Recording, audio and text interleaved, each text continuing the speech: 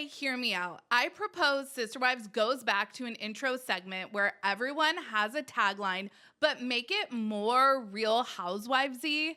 For Kody, I want his tagline to be, "My behavior may shock you, but it will never surprise you." Like I said in my last Sister Wives video, in regards to Kody's behavior, I should be shocked, but I'm not. More context has come out surrounding Kody and Robyn's appearance at Gwen's wedding. And when I tell you we thought it was bad, well, it gets worse. We have a lot to talk about. Let's get into today's video.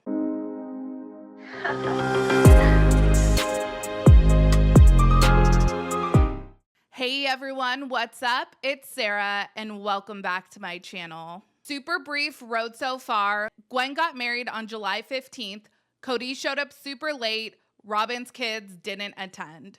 We discussed this in my last Sister Wives video, and I called Kody and Robyn's behavior appalling. At the time I made that video, I had watched Mykelti and Tony's live on their Patreon, and I read comments on Reddit of people who watched some of Gwen's commentary. Well, I went back and I watched Gwen's entire live that she posted on her Patreon, and adding in more of her commentary for context, Kody and Robyn's behavior is actually even worse than I thought. Also, just a quick plug, I am going to link Gwen and Mykelti's Patreons in the description of this video. I have a feeling that they are going to be spilling lots of tea as season 18 gets underway. So Gwen uploaded this 40-minute Q&A live where initially she was reacting to the season 18 trailer, but audio issues bungled that, which I totally get. The technical difficulty struggle is real.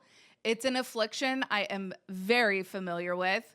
But she rallied. She answered a lot of questions about her wedding. And her answers, like I said, it gave a lot of context to the vibes surrounding Kody and Robyn and their presence on her big day. In my last video, I took major issue with the fact that Kody and Robyn showed up 2 hours late. In my opinion, that's telling the people putting on the event that you're so late to that you could care less about the reason for the event in the first place. And it's more about making sure your presence is felt. This is a prime example of Kody's narcissism and manipulation. Gwen clearly wanted her dad at her wedding, hence the invite extended, but Kody wasn't asked to do anything that would put him in the limelight. He was relegated to mere guest.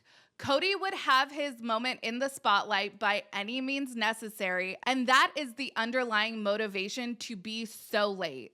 That's just my opinion. I formed this opinion off the mere knowledge that he was tardy to the party.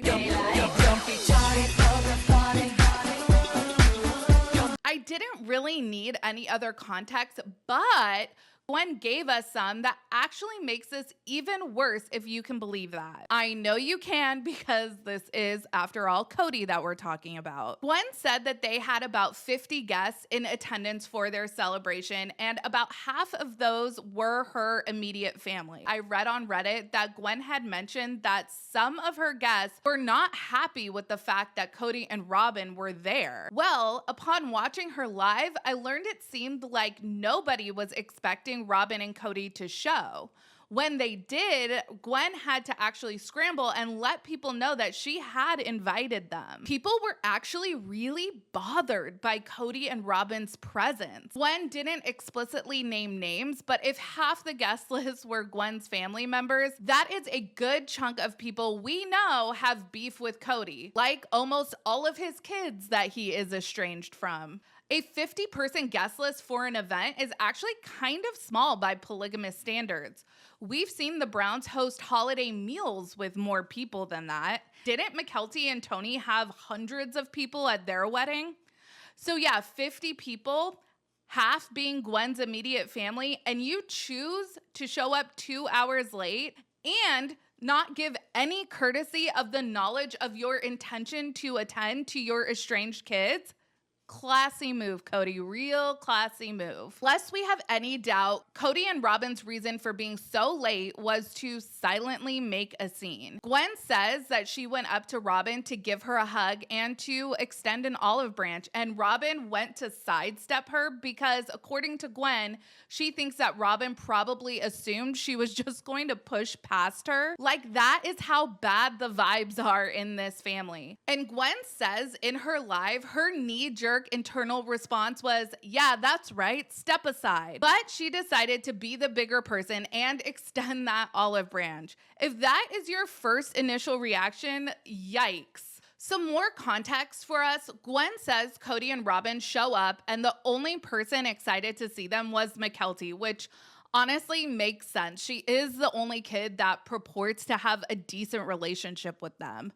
But not decent enough, though, to let them know she was bringing her kids, apparently. But I digress. Apparently, Kody and Robyn basically hid behind babysitting duty. They just decided to be Mykelti's childcare, and that gave them a reason to not be social butterflies. Gwen says she didn't get a picture with her dad, and she ponders during her live that maybe she should have made time for that. When it's your wedding, you're being pulled in so many different directions. I really don't fault Gwen for not, actively seeking out a picture. But Kody could have made that a priority if his intentions were even the slightest bit good. Even though he showed up, him being late, him not engaging in the celebration, it all just feels punitive to Gwen and to the rest of the family, and I just feel like it's super messed up. The other thing I addressed in my last video that I thought was super appalling was the fact that Robyn's kids were left out / kept home by Robyn and Kody. Well, we have some more context for this from Gwen as well. Gwen kind of offhandedly comments in this live that she thinks it's hard for them to all be a family because Robyn might not like them, and consequently, Robyn has become a sort of villain. So the majority of Kody's kids have this perception that Robyn doesn't like them. And the only way to their dad, we know, is through Robyn. So for these kids, it seems like it's all just a lost cause. How can these kids have a prayer at a relationship with their other siblings if Robyn is giving off the vibe that she doesn't like Kody's other kids? Gwen uploaded another reaction video after this live, and she did a small Q&A at the end of it. And someone asked her, why doesn't Robyn ever leave her kids with the other moms? She says she doesn't have an answer for this question, but she thought it was a really good point and she would just let the group marinate on it. Gwen notices Robyn never lets her kids out of her sight. Gwen wonders, could she have an irrational fear based off of polygamous trauma? I thought it was really interesting that Gwen chose to post this question and not necessarily answer it, but to let fans marinate on it.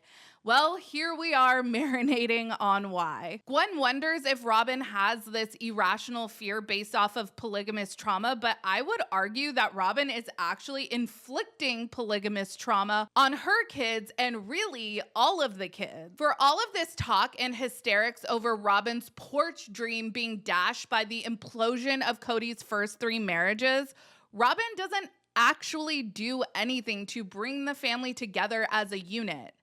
As a matter of fact, Robyn spends a great deal of time distinguishing herself and her kids as more important than everyone else. So hello, perpetuating polygamous trauma. We know Kody and Robyn's behavior surrounding Gwen's wedding was appalling, but as we see in this video, it's actually so much worse than we originally thought. Gwen mentions in her live that she doesn't think the season 18 trailer dropping right before her big day had a big effect on the vibes of the overall wedding. As always, let me know your thoughts down in the comments. Make sure you like this video and subscribe to my channel. Also, check out my second channel. I will be having a new video for that channel coming this week. The link for my second channel will be in the description of this video as well. Follow me on TikTok, Threads, and Twitter at Reality Squad, and I will catch you guys in the next video. Take care. Have a good one. Much love.